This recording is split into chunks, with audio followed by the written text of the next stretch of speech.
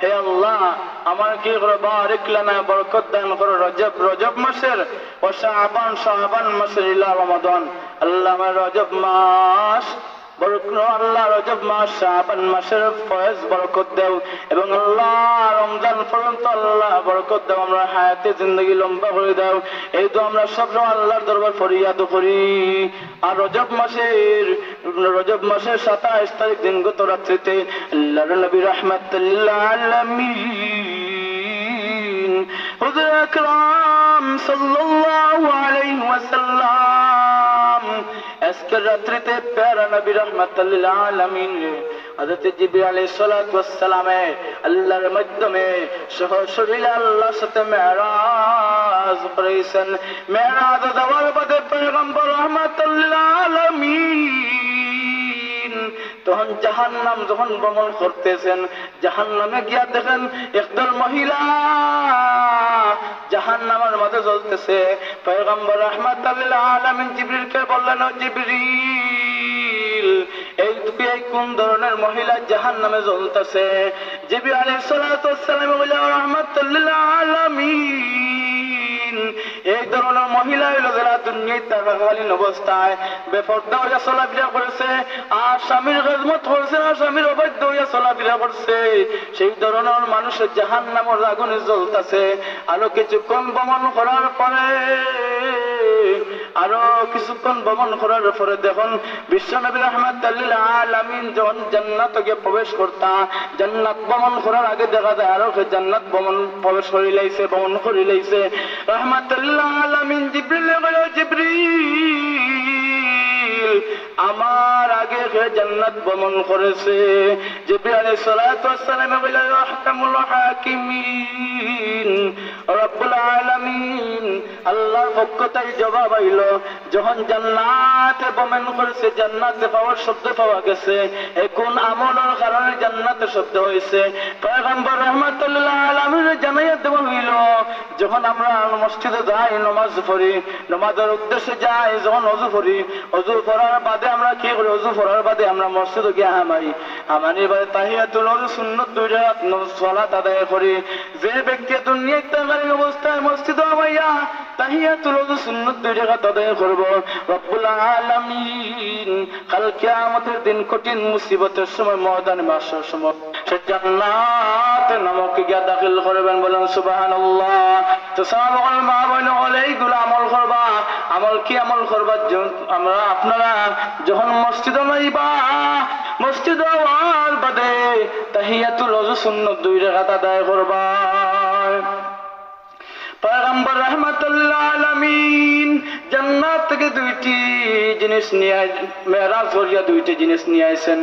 এক নাম্বার জিনিস হলো আমরা সূরা বাকারা লাস্টের 3 আয়াত নিয়ে আইছেন, এগুলা তিলাওয়াত করার কথা উপদেশ দিছেন।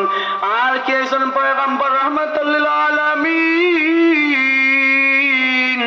যখন জান্নাত সারা ভ্রমণ করিয়া যখন আসার সময় যাতে পয়গম্বর মূসা আলাইহিস সালাতু ওয়াস সালামের সাথে দেখা হইল।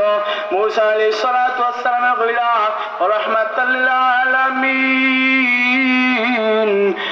জান্নাত মেরাজ থেকে নিয়ে আইছো। রাহমাতুল লিল আলামিন বলেন, মূসা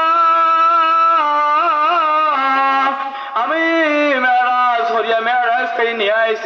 মেরাজ থেকে একটা জিনিস নিয়ে আইছি, সেই জিনিস হইল সালাত, আমার নামাজ। তখন রাহমাতুল লিল আলামিন কইয়া, মূসা তুমি যখন মেরাজ থেকে নামাজ হয়ক লইয়া আইছো, মূসা আলাইহিস সালাতু ওয়াস সালামে কইলা তুমি নামাজ হয়ক লইয়া আইছো। পয়গম্বর রাহমাতুল লিল আলামিন হুজুর পাক সাল্লাল্লাহু আলাইহি সাল্লামে কইলা আমি 50 ওয়াক্ত সালাত লইয়া আইছি। কইলা তোমার গুনাহগার উম্মত হলে সেই 50 ওয়াক্ত নামাজ পড়া কষ্ট হই যাবে, অসম্ভব হই যাবে।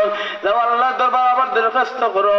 পয়গম্বর রাহমাতুল লিল আলামিন আবার আল্লাহর দরবারে দরখাস্ত করলা। আহকামুল হাকিমিন আল্লাহ আমার গুনাহগার উম্মত হলে 50 ওয়াক্ত নামাজ কষ্ট হই যাব, তখন পয়গম্বর রাহমাতুল লিল আলামিন আল্লাহর দরবারে ফরিয়াদ করলা, আল্লাহ দরখাস্ত মঞ্জুর করিয়া 50 70 তাই 40 ওয়াক্ত নামাজ আল্লাহ। এর বাদে মুসা আলাইহিস সালাতু ওয়াস সালামের সাথে আবার দেখা হইল। মুসা আলাইহিস সালাতু ওয়াস সালাম কইলা কয় ওয়াক্ত নামাজ আনছো? পয়গম্বর মুসা আলাইহিস সালাতু ওয়াস সালামের উত্তর দিয়ে আমি 40 ওয়াক্ত নামাজ আনছি। মুসা আলাইহিস সালাতু ওয়াস সালাম কইলা যাও আমার আল্লাহর কাছে গিয়া আবার আবেদন করো, দরখাস্ত করো, আমার গুনাহগার উম্মত হলে সেই 40 ওয়াক্ত নামাজ পড়তে পারত না, কষ্ট হয়ে যাব। পয়গম্বর রাহমাতুল লিল আলামিন আবার দরখাস্ত করলা, আবার আবেদন করলা।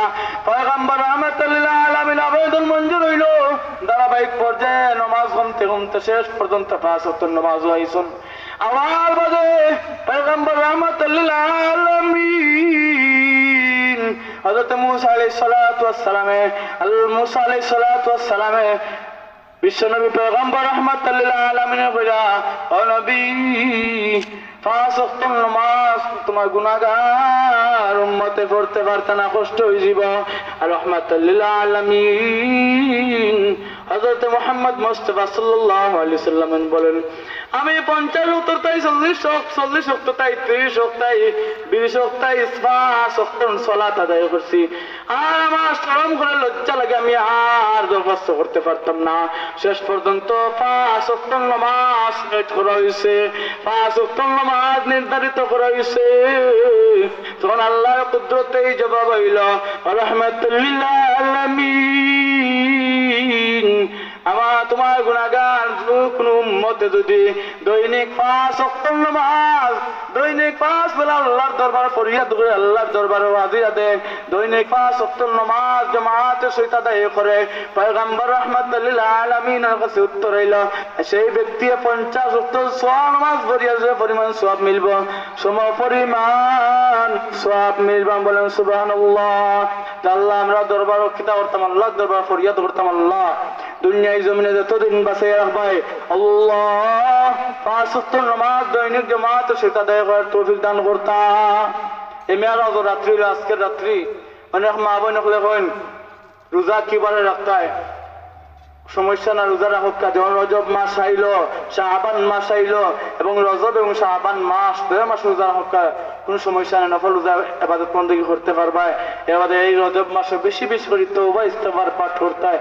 মা বোন হল আপনারা যারা রোজা রাখতা, নফল রোজা রাখতা, আপনারা আজকে একটা আগামীকালকে একটা ইবাদত একটা 2টা রাখতে পারবা, কোনো সমস্যা না, 2টা 3টা নফল রোজা রাখতে কোনো ভেদাভেদ নাই।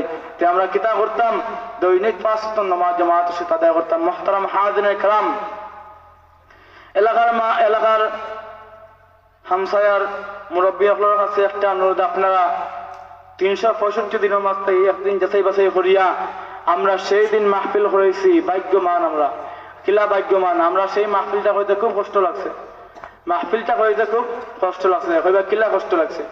এই মাহফিলটা হইতে অনেক কষ্ট হয়েছে, অনেক সময় লাগছে, কিন্তু সময় অনেক কষ্ট করি আমরা এই মাহফিলটা আয়োজন করছি। বাইরে অতিথি হল যদি আলাইহি ওয়াসাল্লাম সাল্লাল্লাহু আলা মুহাম্মদ সাল্লাল্লাহু আলাইহি ওয়াসাল্লাম। আমরা সবসময় কিতা করতাম, আল্লাহর নিয়ামত বান্দা হইতাম, নিয়ামতের শুকরিয়া আদায় করতাম। কিভাবে আমরা আল্লাহর নিয়ামতের শুকরিয়া আদায় করতাম, পয়গম্বর মুসা আলাইহিস সালাতু ওয়াস সালাম